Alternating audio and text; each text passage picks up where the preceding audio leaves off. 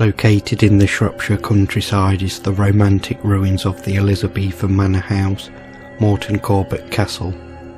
It has a long and brutal past, and the spirits of those who once dwelt within its walls still linger.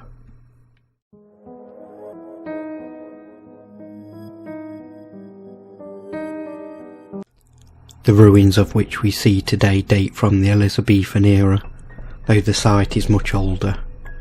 At the time of the Domesday Book in 1086, two Anglo-Saxon thanes, Hunning and Wulfgeat, were living at Morton Corbett. By the early 13th century, the structure had been replaced by another, built by an Englishman named Tauret.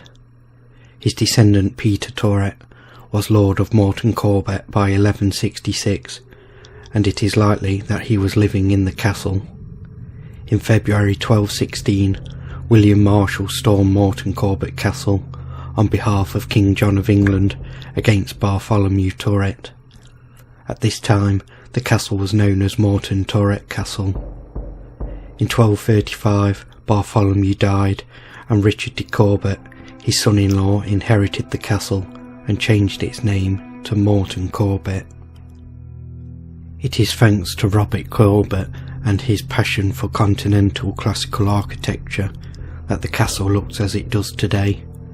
Upon the death of his father, Sir Andrew Corbett, in 1579, Robert immediately began an ambitious building project, altering and adding to the already much improved castle to create a gorgeous and stately house that could rival the splendour of the manor homes he had encountered during his travels. Unfortunately, Robert died of the plague before his work could be finished.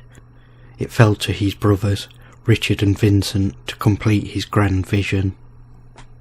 It was during the time of Vincent Corbett that a series of events occurred which would forever change the history of Morton Corbett Castle and give it its haunted reputation. During the reign of King James I of England, there was much conflict between religious groups and debate as to the role of the Puritans within the religious community. As James was both king and head of the church, some Puritans' views of church government were considered a threat to the established system, and James's strong personal belief in the divine rights of king. Whilst Puritans were generally accepted within society, with Puritans and Anglicans working together to produce the translation of the King James Bible in 1611, those who held more radical views were regarded as dangerous. In the village of Morton Corbett, one such Puritan was Paul Homeyard. Although Vincent Corbett was not a Puritan himself, he offered sanctuary to his neighbour Homeyard, as opinion in the village turned against the man. Unfortunately, Homeyard's views became increasingly more fanatic. Fearing that he may become embroiled in extreme Puritanism, Vincent refused to protect the man any longer and told him to leave his property.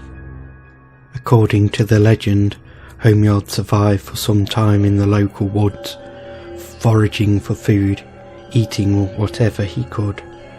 Eventually, gripped by desperation, he risked coming into the open and made his way back to the castle in order to confront his once protector, Vincent Corbett. It is said that Homeyard cursed him and his family, declaring that neither he nor his descendants would ever live in the house again. Woe unto thee, hard-hearted man! The Lord has hardened thy heart, as he hardened the heart of the Pharaoh to thine own destruction.